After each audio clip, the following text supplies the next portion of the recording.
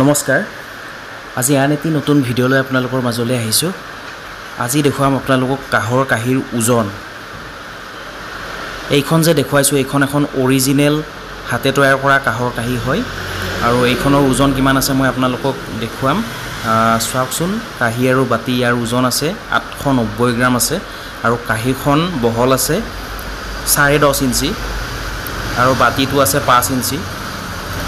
ইয়াৰ এতিয়া ওজনটো চাওক আপোনালোকে।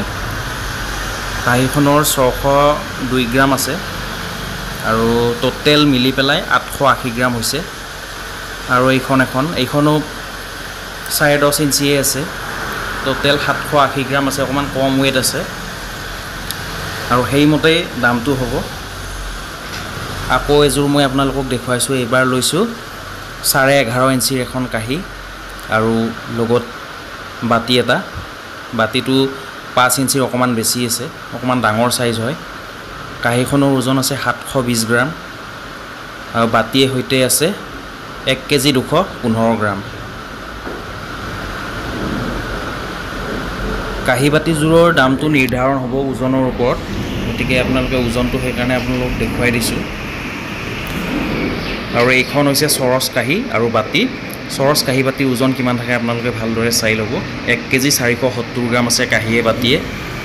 বাতিটো একদম ধুনীয়া মিডিয়াম চাইজৰ হয়, 400 গ্ৰামৰ।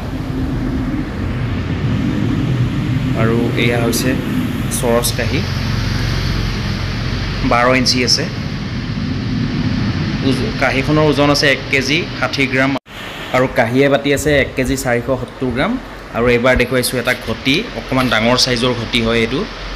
তো চাওক কিমান ধুনীয়া দেখিবলৈ, ডাঙৰ চাইজ হয়। ইয়াৰ ওজন আছে 850 গ্ৰাম আৰু 900 গ্ৰামো থাকে, কেতিয়াবা 1 কেজিও পাই যাব। সকলো বস্তু ওজনৰ ওপৰত দামটো নিৰ্ধাৰণ কৰা হয় আৰু কিছুমান পিচ ছিষ্টেমতো হয়।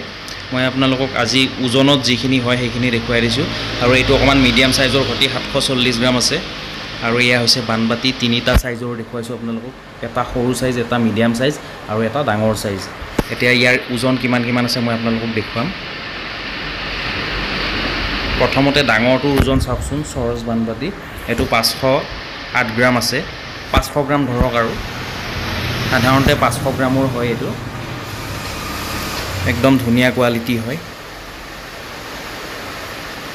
আৰু এইটো 300 গ্ৰামৰ বানবাতি বুলি কোৱা হয়, কিন্তু ওজন 322 গ্ৰামমান আছে।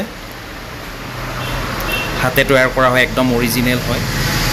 আৰু এইটো 400 গ্ৰামৰ বানবাতি হয়, কিন্তু ওজন আছে 420 গ্ৰাম। মিডিয়াম চাইজৰ হয় এইটো।